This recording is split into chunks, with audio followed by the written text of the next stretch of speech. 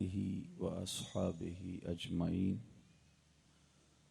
قال النبي صلى الله عليه وآله وسلم: لا يؤمن أحدكم حتى أكون أحب إليه من والده وولده والناس أجمعين، أو كما قال النبي صلى الله عليه وآله وسلم.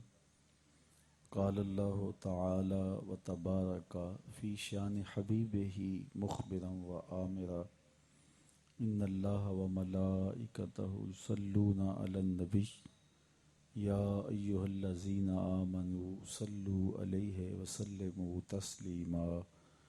الصلاة والسلام عليك يا رسول الله وعلى آلك وأصحابك يا محبوب رب العالمين. الصلاة والسلام عليك يا نبي الرحمة وعلى آلك وأصحابك یا رسول الملاحم. تمام حمد و ثنا، تعریف و توصیف اللہ جل مجدہ الکریم کی ذات بابرکات کے لیے، جو خالق کائنات بھی ہے اور مالک شش جہات بھی. اللہ جل وعلا کی حمد و ثنا کے بعد رسول رحمت، شفیع معظم، نبی محتشم، اللہ کے پیارے، امت کے سہارے، رب کے محبوب، دانائے غیوب، مالک رقاب امم، فخر عرب و عجم، والی کون و مکان، سیاہ لا مکان، سید انس و جاں، سرور لالا رخاں، نیر تاباں، سر نشین مہوشاں، ماہ خوباں، شہنشاہ حسینہ، تتمائے دوراں، سر خیل زہرہ جمالاں، جلوائے صبح ازل، نور ذات لم یزل، باعث تکوین عالم، فخر آدم و بنی آدم، نیر بطحا،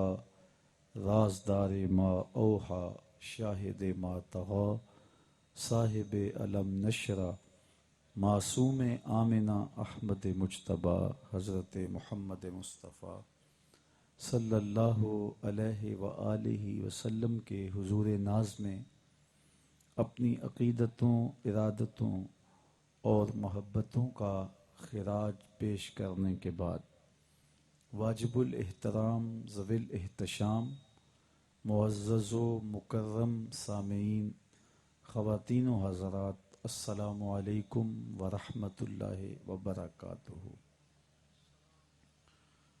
آج کا یہ سالانہ اجتماع حسب روایت انعقاد پذیر ہے. آپ دیر سے تشریف فرما ہیں. واعظ و تلقین، نعت خوانی، تلاوت کلام مجید سے اپنے قلوب منور کر رہے ہیں. چند لمحوں کے لیے کچھ باتیں میں نے بھی آپ سے کرنی ہیں.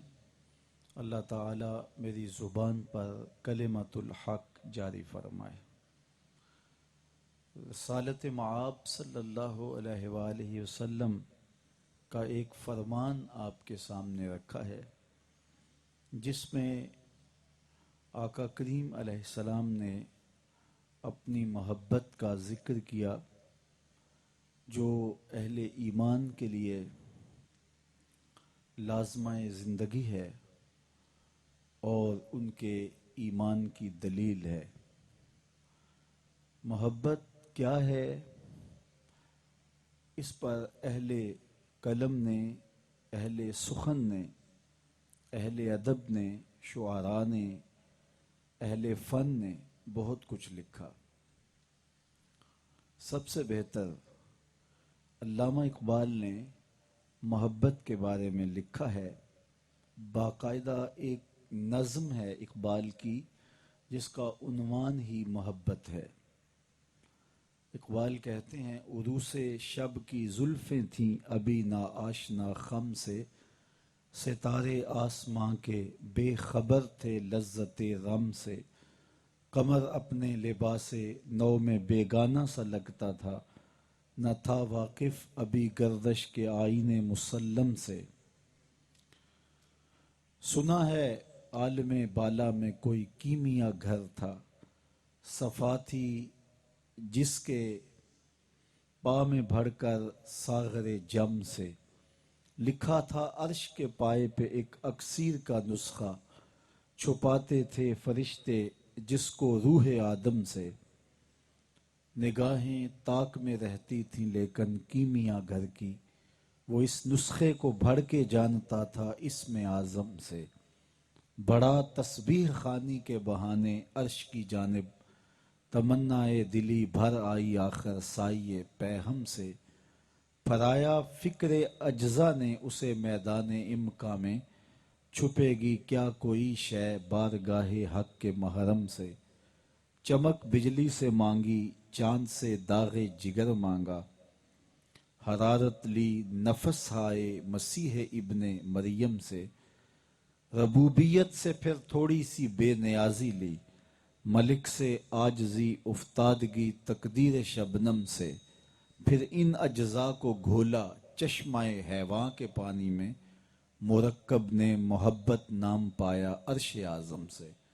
محوس نے یہ پانی پھر ہستی نوخیز پر چھڑکا، گرا کھولی ہنر نے اس کی گویا کار عالم سے۔ ہوئی جنبش ایاں ذروں نے لطف خواب کو چھوڑا، گلے ملنے لگے اٹھ اٹھ کے اپنے اپنے ہمدم سے۔ خرام ناز پایا آفتابوں نے ستاروں نے، چٹخ غنچوں نے پائی داغ پائے لالا زاروں نے۔ تو اقبال کے نزدیک محبت ایک لطیفہ ہے جو عالم بالا کا تحفہ ہے جو اس کائنات کو ودیعت کیا گیا ہے۔ محبت ایک ایسا داعیہ ہے کہ جس میں کسی کے لیے رجحان پیدا ہوتا ہے اور پھر اس کو سب سے ترجیح حاصل ہوتی ہے۔ اب کسی سے محبت کرنا اگر سینے میں دل ہے تو اس کے بغیر چارہ نہیں ہے۔ اگر سینے میں دھڑکتا ہوا دل ہے تو کوئی محبوب بھی ہوگا۔ غالب نے کہا تھا، غم اگرچہ جاں گسل ہے پہ کیا بچیں کہ دل ہے، غم عشق اگر نہ ہوتا غم روزگار ہوتا۔ تو یہ تو طے ہے جب سینے میں دل رکھتے ہیں تو پھر کوئی دل بھر بھی ہوگا، جب دل ہے تو پھر دل میں کسی کی امنگ بھی ہوگی، پھر تڑپنا بھی ہوگا، پھر راتوں کے رت جگے بھی ہوں گے، پھر بے چینیاں بھی ہوں گی، اضطراب بھی ہوگا، کسی کا انتظار بھی ہوگا، شب وصل کے لمحے بھی ہوں گے، ہجر کی پریشانیاں بھی ہوں گی۔ تو جب سینے میں دل رکھتے ہیں تو پھر دل میں کوئی محبوب بھی ہوگا۔ تو کسی سے ہم جو محبت کرتے ہیں وہ کیوں کرتے ہیں، وہ کیا سبب ہے، وہ داعیہ کیا ہے جس سے کسی سے لگاؤ پیدا ہوتا ہے، کسی سے محبت پیدا ہوتی ہے۔ تو اس پر اہل علم نے بڑی تفصیلی باتیں کی ہیں، لیکن میں اپنی طبیعت کے مطابق دو چار باتیں آپ کے سامنے رکھنا چاہوں گا کہ کسی سے محبت اس لیے کی جاتی ہے کہ وہ صاحب کمال ہے، کسی کے کمال کی وجہ سے، فضل و علم کی وجہ سے اس سے لوگ محبت کرتے ہیں۔ اگر یہ داعیہ ہے محبت کا تو مجھے بتاؤ جو کمال میرے رسول کو دیے گئے وہ کسی اور کا مقسوم ہو سکتے ہیں؟ بلغ العلا بکمالہ ہی۔ تو پھر کائنات میں سب سے زیادہ حق میرے حضور کا ہے کہ حضور سے محبت کی جائے۔ کسی سے محبت اس لیے بھی کی جاتی ہے کہ اس سے کوئی غرض وابستہ ہوتی ہے اور انسان اس سے محبت کرنے لگ جاتا ہے تاکہ میری غرض پوری ہو۔ اگر یہ داعیہ محبت کا ہے، اور یقیناً بہت ساروں کی محبت کا سبب یہ ہوتا ہے کہ کسی سے کوئی غرض وابستہ ہوتی ہے، اگر یہ داعیہ ہے تو بتاؤ ہمیں جتنی غرض آمنہ کے لال سے ہے کسی اور سے ہو سکتی ہے؟ مشکل وقت جب نزع کا عالم طاری ہوگا اس وقت مشکل میں کون کام آئے گا؟ قبر میں کون کام آئے گا، پلسرات پہ کون کام آئے گا، اور حشر کے میدان میں کون کام آئے گا۔ اگر کسی سے پیار اس لیے کیا جاتا ہے کہ وہ اوکھے ویلے کام آ جائے، تو پھر ہماری محبتوں کے مستحق ذات رسالت مآب صلی اللہ علیہ وآلہ وسلم ہیں کہ ہم حضور سے پیار کریں کہ ہر آڑے وقت میں ہماری مدد اور نصرت آمنہ کے لال فرمائیں گے۔ کسی سے محبت اس لیے بھی کی جاتی ہے کہ وہ محبت کرتا ہے، تو جب محبت کوئی کرے تو اس کے بدلے میں بھی محبت کی جاتی ہے۔ اگر یہ داعیہ ہے کسی سے پیار کرنے کا، تو مجھے بتاؤ جتنی امت سے محبت آمنہ کے لال نے کی ہے کسی اور نے کی ہے؟ غار سجدہ کے نوکیلے پتھروں پر پیشانی رکھ کے امت کے لیے کئی کئی دن تک رو رو کے دعائیں کس نے مانگی ہیں؟ اور اس امت کے لیے بے چینیاں، اضطراب، امت کی بخشش کے لیے بے تابیاں اور راتوں کے رات جگے یہ کس نے کاٹے ہیں؟ اگر کسی سے اس لیے پیار کیا جائے کہ وہ پیار کرتا ہے تو بدلے میں ہمیں بھی پیار کرنا چاہیے۔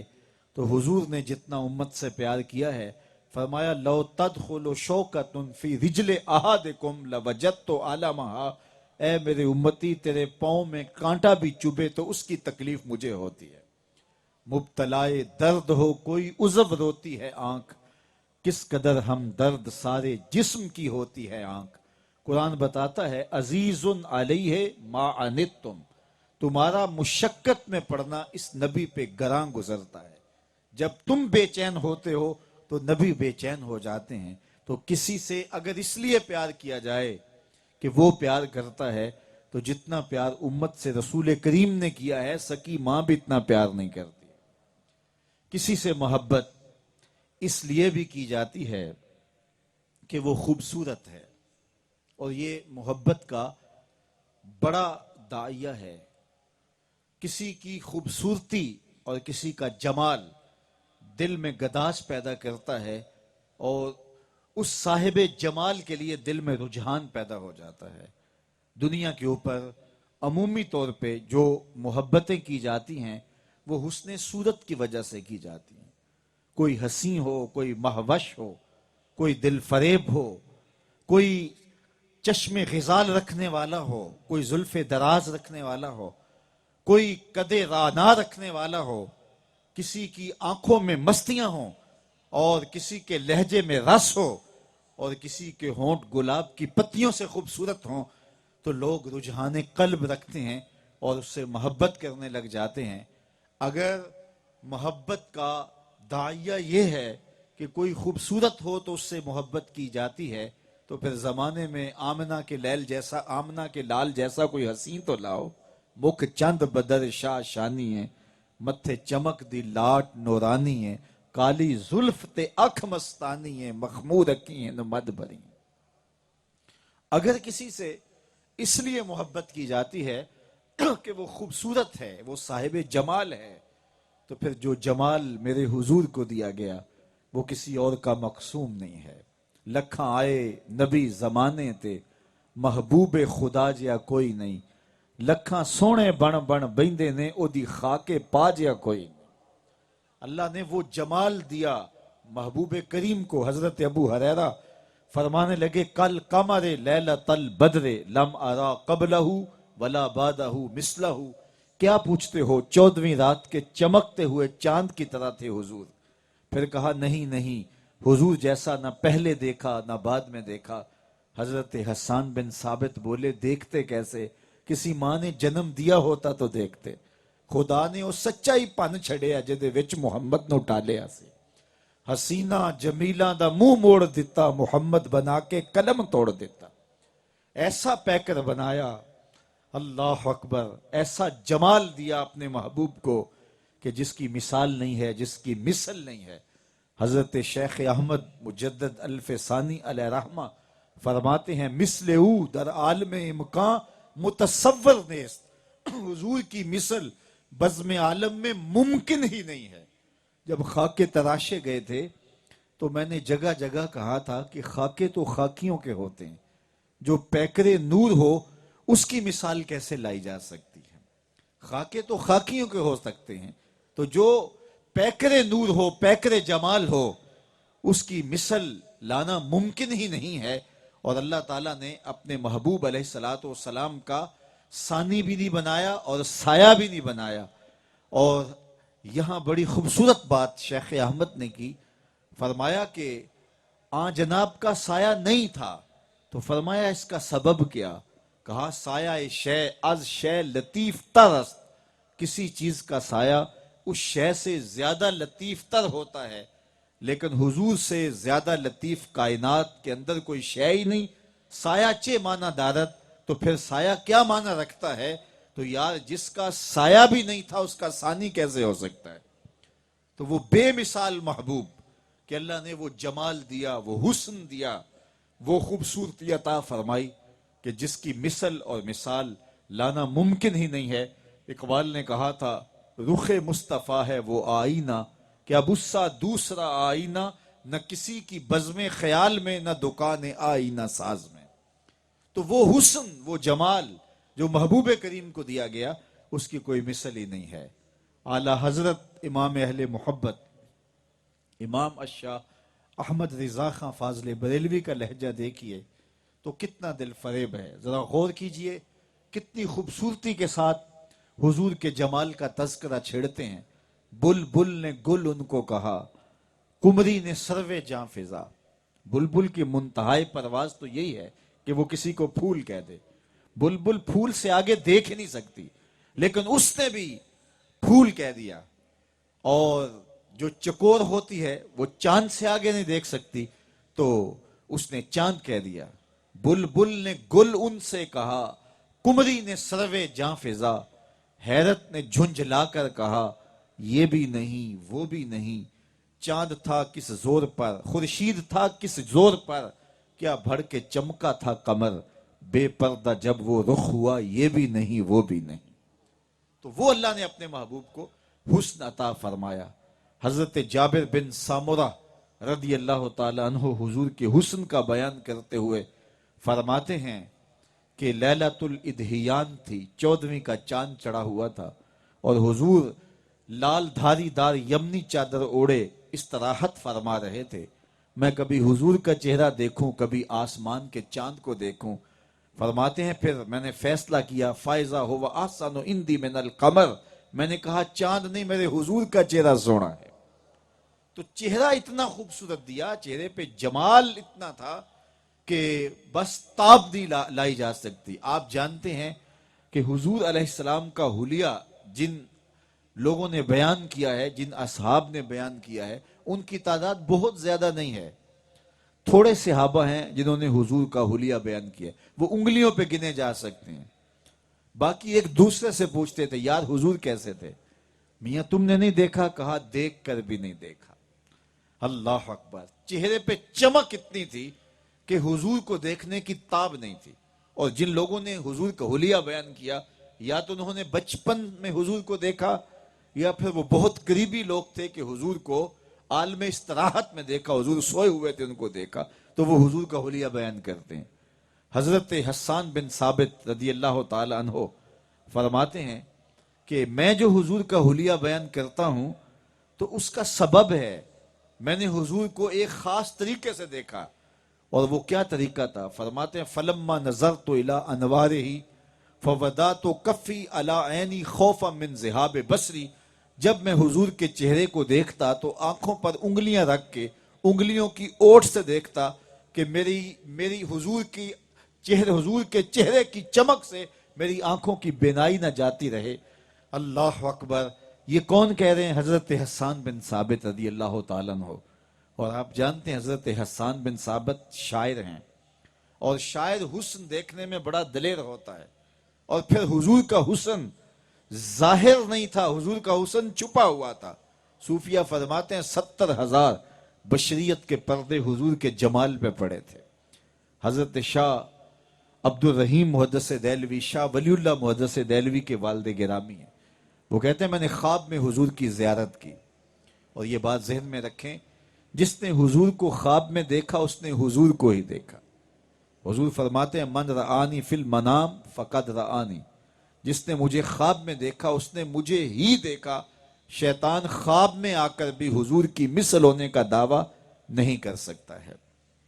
اور پھر دوسری بات یہ بھی ذہن میں رکھیں، جس نے حضور کو خواب میں دیکھا اس کے خواب میں حضور قصد، ارادے اور مرضی سے آئے۔ بہت سارے لوگ مجھے کہتے ہیں جناب ہم نے آپ کو خواب میں دیکھا ہے، لیکن مجھے علم نہیں ہوتا کہ میں کسی کے خواب میں گیا ہوں۔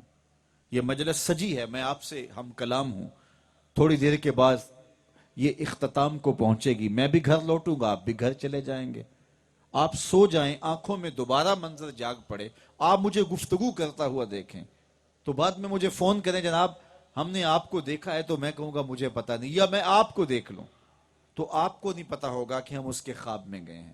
لیکن رسول کریم جس کے خواب میں جائیں قصد، ارادے اور مرضی سے جاتے ہیں۔ تیسری بات، خواب میں کسی سے کچھ وصول کریں یا کسی کو کچھ دیں تو وہ محض خواب ہوتا ہے۔ مثال کے طور پہ آپ نے کسی سے قرض لینا تھا، رات خواب میں وہ شخص آیا اور آپ کو قرض دے گیا، صبح اٹھ کے کھاتے سے نام کاٹ دیں گے یا نہیں؟ آپ کہیں گے خواب میں آیا ہے۔ بھوک میں تڑپتے ہوئے سو گئے، رات 5 سٹار ہوٹل سے کھانا کھایا، صبح ناشتے کی ضرورت پیش آئے گی کہ نہیں آئے گی؟ یقیناً آئے گی، کیونکہ خواب میں یہ منظر دیکھا ہے۔ وہ کیا کسی نے کہا تھا 100 بار میرے ہاتھوں میں تیرا دامن آیا، جب آنکھ کھلی تو اپنا ہی گریباں تھا۔ کچھ نہیں ہوتا، خواب محض خواب ہوتا ہے۔ لیکن اگر کسی نے خواب میں رسول کریم کو دیکھا اور حضور نے کچھ عطا کیا تو وہ حقیقت میں عطا کیا۔ امام بوسیری سے پوچھو، رات چادر ملتی ہے خواب میں، صبح اٹھتے ہیں کندھوں پہ موجود ہوتی ہے۔ اگر حضور عطا کرتے ہیں تو حقیقت میں عطا فرماتے ہیں۔ حضرت امام سخاوی نے القول البدی کے اندر لکھا، ایک شخص حضور کے روضے پہ حاضر ہوا اور کیا کہتا ہے، آنا ضیفوں کا، میں آپ کا مہمان ہوں اور آپ کے ہوتے ہوئے میں کسی اور در پہ نہیں جانا۔ آقا جی میں تیرا ہو کے خیر منگا در دردہ، مریل کتا کیوں اخواما ایڈے بختاں وردہ۔ اور میرے امام بولے، کون دیتا ہے دینے کو منہ چاہیے، دینے والا ہے سچا ہمارا نبی۔ کوئی دیتا بھی تو نہیں نا، اور اگر چند ٹکڑے جھولی میں ڈال بھی دے گا تو ساری زندگی جتلائے گا۔ عارف عبد المتین نے قلم توڑ دیا، اور جتنے بھی سہارے ہیں سبک کرتے ہیں، عزت نفس بڑھاتا ہے سہارا تیرا۔ ہر آسرا کمزور کرتا ہے لیکن نبی کا آسرا سر بلند کرتا ہے۔ کسی چودھری کا مانگت ہو، کسی سرمایہ دار کا بکاری ہو تو وہ فخر سے کہہ سکتا ہے کہ یہ مجھے فلاں سے خیرات ملی ہے، اور جس کو مدینے سے خیرات ملی ہو وہ فخر سے کہتا ہے یہ خیر مجھے مدینے کی گلی سے ملا ہے۔ اسی لیے میرے امام نے مشورہ دیا، ٹھوکریں کھاتے پھرو گے ان کے در پہ پڑ رہو، قافلہ تو اے رضا اول گیا آخر گیا۔ اور وہ کھڑا ہی حضور کے روضے پہ ہے، انا ضیفوں کا، میں آپ کا مہمان ہوں۔ یہ کہتے کہتے آنکھ لگ گئی۔ خواب میں کیا دیکھا کہ حضرت عمر رضی اللہ تعالیٰ عنہ اور مولا کائنات سیدنا علی المرتضیٰ رضی اللہ تعالیٰ عنہ تشریف لائے۔ کہا ٹھہر حضور آ رہے ہیں۔ تھوڑی دیر کے بعد حضور تشریف فرما ہوئے، حضور کے دائیں ہاتھ میں روٹی تھی، اسے عطا کرتے ہوئے میں خود لے لے۔ وہ کہتا ہے میں نے حضور سے خواب میں روٹی وصول کر لی، بھوک کی اتنی شدت تھی کہ میں نے خواب میں ہی کھانا شروع کر دی۔ ابھی آدھی روٹی کھائی تھی کہ میری آنکھ کھل گئی، جب آنکھ کھلی تو دوسرا آدھا ٹکڑا میرے ہاتھ میں موجود تھا۔ تو اگر حضور عطا کرتے ہیں تو حقیقت میں عطا کرتے ہیں۔ یہاں مجھے ریاض النظرہ کے حوالے سے ایک بڑی خوبصورت بات یاد آئی۔ حضرت عمر رضی اللہ تعالیٰ عنہ کا دور خلافت تھا، اور سیدنا علی المرتضیٰ رضی اللہ تعالیٰ عنہ فرماتے ہیں میں سویا اور میں نے خواب دیکھا، مسجد نبوی کا ماحول ہے، لوگوں کا ہجوم ہے، حضور علیہ السلام مصلی امامت پہ نماز پڑھا رہے ہیں، سلام پھرا تو حضور علیہ السلام کی خدمت میں کوئی شخص کھجوروں کی ٹوکری لا کے پیش کرتا ہے۔ صحابہ کی عادت یہ تھی، ان کے باغوں میں جب پھل پکتا تھا تو پہلا پھل توڑ کے حضور کی خدمت میں پیش کرتے تھے، اور پہلے پھل کو عربی میں باکورہ کہتے ہیں۔ تو وہ باکورے کی صورت میں کھجوریں تھی، حضور کی خدمت میں پیش کی گئیں۔ حضرت علی المرتضیٰ خواب دیکھ رہے ہیں، حضور نے ایک ایک کھجور سارے نمازیوں کو تقسیم کی۔ حضرت علی المرتضیٰ فرماتے ہیں جب حضور نے مجھے کھجور عطا کی میں نے اس کو کھایا، اتنا مزہ آیا، اتنا سرور آیا کہ میرے دل میں بار بار آتا تھا حضور سے ایک کھجور اور مانگ لوں، لیکن پھر سوچا جب سب کو حضور نے ایک ایک دی ہے تو تجھے دو کیوں دیں گے؟ تو میں ادب حیا کی وجہ سے خاموش رہا، لیکن دل میں ارمان تھے کاش کہ حضور ایک کھجور اور عطا کریں۔ اسی اثنا میں میری آنکھ کھل گئی۔ کہتے ہیں جب آنکھ کھلی تو کھجور کا ذائقہ میرے منہ میں موجود تھا۔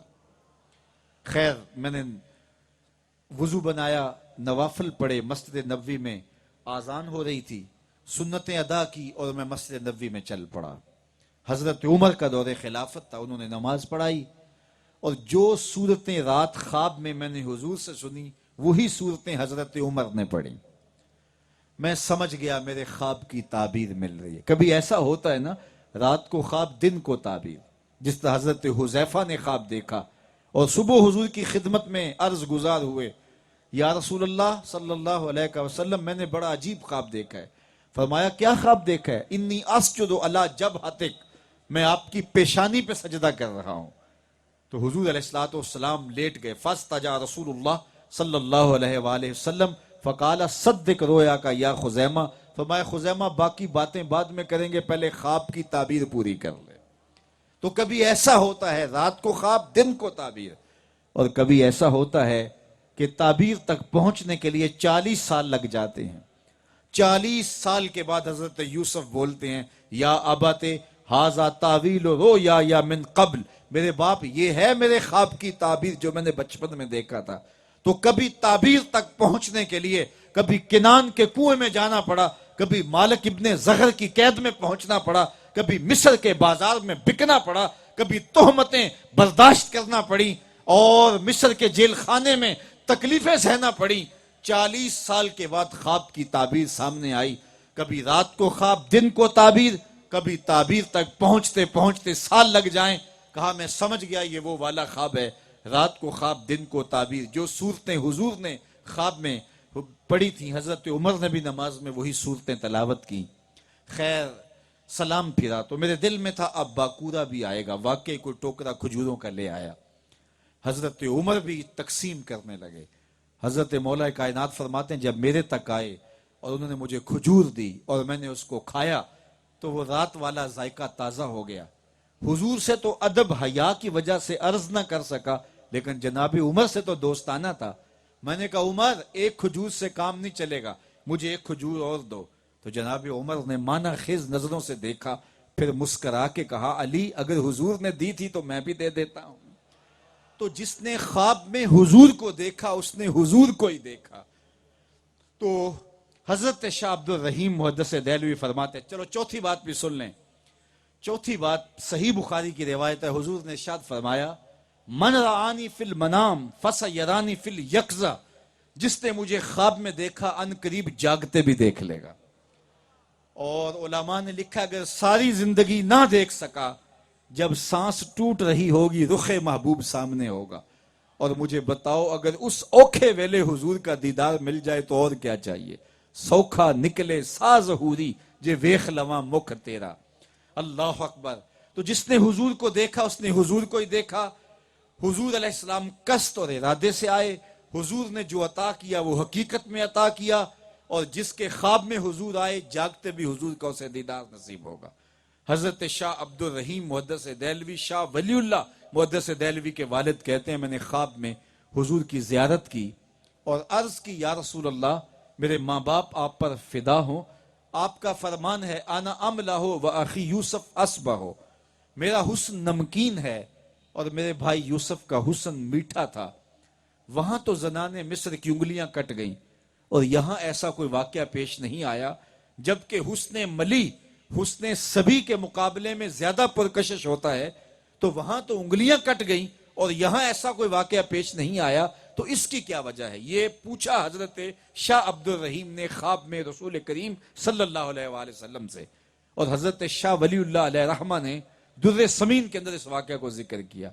تو آقا کریم نے جو خواب میں حضرت شاہ ولی اللہ کے والد کو جواب دیا وہ یہ تھا جمالی مستور عن اعین الناس غیرتم من اللہ، اے عبد الرحیم اللہ نے غیرت محبت کی وجہ سے میرے حسن کو لوگوں کی نظروں سے چھپا کے رکھا ہے۔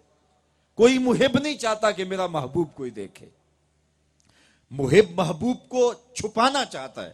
قتیل شفائی کا یہاں لہجہ دیکھیے، وہ کہتا ہے اس حد تلک بڑھ گئی ہے بے اعتمادی، اس حد تلک بڑھ گئی ہے بے اعتمادی کہ تجھ کو تجھ سے بھی چھپانا چاہتا ہوں۔ وہ کہتا ہے میری آرزو یہ ہے کہ تو آئینہ بھی نہ دیکھے۔ تو کہا میرے حسن کو میرے رب نے لوگوں کی نظروں سے غیرت محبت کی وجہ سے چھپا کے رکھا ہے۔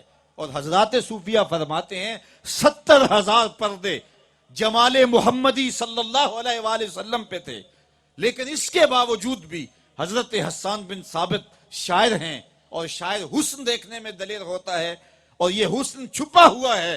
وہ فرماتے ہیں جب میں حضور کے جمال کو دیکھتا تو آنکھوں پہ انگلیاں رکھ کے انگلیوں کی اوٹ سے دیکھتا کہ حضور کے جلووں کی تابش سے آنکھوں کی بینائی نہ چلی جائے۔ مجھے بتاؤ جب چھپے ہوئے حسن کا یہ عالم ہے، اور اگر یہ حسن بے نقاب ہوتا تو کیا ہوتا؟ یہی بہتر ہے کہ وہ پردے میں روح پوش رہے، وہ اگر پردہ اٹھا دے تو کسے ہوش رہے۔ اور مولانا حسن رضا بولے وہ اگر جلوہ کریں تو کون تماشائی ہو۔ تو حضور کا حسن پوشیدہ تھا، لیکن اس کے باوجود بھی کوئی تاب نہیں لا سکتا تھا۔ تو وہ حسن محبوب کائنات میں جس کی مثال نہیں، تو کسی سے اگر اس لیے پیار کیا جائے کہ وہ بہت زیادہ حسین ہے، تو مجھے بتاؤ کائنات میں حضور جیسا حسین کون ہو سکتا ہے؟ وہ جمال دیا مکھ چند بدر شاہ شانی ہے، متھے چمک دی لاٹ نورانی ہے، کالی زلف تے اکھ مستانی ہے، مخمور رکھی ہند مد بھریاں سبحان اللہ ما اجمالا کا ما احسانہ کا ما اکمالا کا، کتھے مہر علی کتھے تیری ثنا۔ تو وہ جمال دیا اللہ نے اپنے محبوب کو۔ تو یہ سارے داعیے جو محبت کے ہیں، کسی سے محبت اس لیے کی جائے تو پھر بھی حضور سے محبت کرو، اور کسی سے محبت اس لیے کی جائے تو پھر بھی حضور سے محبت کرو، تو پھر مرکز محبت حضور قرار پاتے ہیں۔ اور ایک بات میں آپ سے اور عرض کرنا چاہوں گا، اگر آپ کی توجہ ہو، مجھے بولنے میں آج کچھ دقت تو لگ رہی ہے چونکہ میری طبیعت کچھ ایسی نہیں ہے، لیکن میری آواز تو آپ تک پہنچ رہی ہے، اور آپ کی اگر توجہ ہو تو میں ایک بات اور عرض کرنا چاہتا ہوں کہ دنیا والے دنیا والوں سے محبت کرتے ہیں، لیکن لازمی نہیں ہے کہ جس سے محبت کی جائے وہ وفا بھی کرے۔ ایسا ہوتا ہے کہ کسی نے تو کسی کو ٹوٹ کے چاہا، اپنا سب کچھ لٹا دیا، آسمان سے تارے بھی توڑ لایا، اور زندگی کی ہر جو ہے وہ پونجی لٹا دی محبوب پر، لیکن لازمی نہیں ہے کہ اس محبوب نے بھی وفا کی ہو۔ کئی لوگ بے وفائی کا داغ لیے سینے پہ پھر رہے ہوتے ہیں کہ میرے ساتھ بے وفائی ہوئی۔ یہ گاڑیوں کے پیچھے لکھا ہوتا ہے محبت ممنوع، تو اس کا مطلب یہ ہے کہ میرے سے بے وفائی ہوئی، میاں کوئی اور دھوکہ نہ کھائے۔ یہ میں سفر پہ رہتا ہوں تو گاڑیوں کے پیچھے لکھا ہوتا ہے صنم بے وفا، تو میں نے اپنے دوستوں سے کہتا ہوں یہ دیکھو یہ تحریری احتجاج کر رہا ہے، اس نے کسی سے پیار کیا ہوگا اور اس نے بے وفائی کر دی ہوگی، اب یہ احتجاج کر رہا ہے کہ صنم بے وفا۔ میں نے کہا صاحب تم نے اس سے پیار کیا جس نے بے وفائی کی، اب داغے بے وفائی سینے پہ لیے زمانے کو دکھاتے پھرتے ہو، آؤ نہ تمہیں اس نبی کی چوکھٹ دکھاؤں، ان سے پیار کرو گے تو وہ دنیا کیا حشر میں بھی ہاتھ نہیں چھوڑیں گے۔ دنیا والوں سے پیار کرو تو وہ بے وفائی کر دیتے ہیں، چونکہ وہ دل بھر نہیں ہوتے ہیں۔ محبوب سے پیار کرو، وہ وفا نبھانے کی ریت جانتے ہیں، اور دنیا پہ بھی ہاتھ نہیں چھوڑتے، حشر میں بھی ہاتھ نہیں چھوڑتے۔ اور یہ بات بھی ذہن میں رکھیں کہ دنیا کی محبتیں انسانوں کو تقسیم کرتی ہیں۔ ایک کے دو چاہنے والے آپس میں رقیب ہوتے ہیں نا، یہ میرا محبوب ہے تم نے کیوں دیکھا، لڑائی ہوتی ہے، قتل و غارت تک معاملہ جا پہنچتا ہے۔ دنیا کی محبتیں رقیب پیدا کرتی ہیں، ایک کے دو چاہنے والے آپس میں رقیب ہوتے ہیں کہ یہ میرا محبوب ہے تم نے کیوں دیکھا، لیکن مصطفیٰ جان رحمت کے چاہنے والے آپس میں حبیب ہوتے ہیں۔ اگر میں پیار کرتا ہوں تو دعائی دیتا ہوں دنیا والوں آؤ مصطفیٰ جان رحمت سے پیار کرو، اگر آپ پیار کرتے ہیں تو دعائی دیتے ہیں کہ آؤ مصطفیٰ جان رحمت سے پیار کرو۔ محبتیں انسانوں کو تقسیم کرتی ہیں، توڑتی ہیں، لیکن مصطفیٰ کی محبت انسانوں کو جوڑتی ہے۔ اقبال کہتا ہے چوں گلے صد برگ مارا بو یکیست، او کے جانے ای نظاموں او یکیست مست چشم ساکیے بتہاستیم در جہاں مثل مو می ناستیم. ساری محبتیں توڑتی ہیں لیکن مصطفیٰ کی محبت جوڑتی ہے اور انسانوں کو ایک ہی مرکز پہ جمع کرتی ہے. صہیب روم سے آئے تھے، بلال حبشے سے آئے تھے، حضرت سلمان فارس سے آئے تھے، حضرت سعد مدینے کے رہنے والے تھے، حضرت ابو بکر و عمر مکے کے رہنے والے تھے. اس محبت نے سب کو جوڑ دیا. چوں گلے صد برگ مارا بو یکیس او کے جانے ای نظاموں او یکیس مست چشم ساکیے بت ہاستیم در جہاں مثل مو می ناستیم. ہزاروں قومیں وجود میں آئیں دہر میں خشک و تر کے رشتے سے ہم نے بنیاد دوستی رکھی یاد خیر البشر کے رشتے سے. اور میرے استاد فرمایا کرتے تھے محمد کی محبت سے، محمد کی وساطت سے محبت تیری میری ہے، محبت اصل ہے ان کی نہ تیری ہے نہ میری. تو ساری محبتیں انسانوں کو تقسیم کرتی ہیں، رسول کریم کی محبت انسانوں کو جوڑتی ہے. اسی لیے ہمارا اہل سنت کا میسج یہ ہے، ہمارا پیغام یہ ہے کہ آج 72-73 فرقوں کو امت جو بٹ چکی ہے ان فرقوں کے اندر، اس کو جوڑنے کا نسخہ کیمیا کیا ہے؟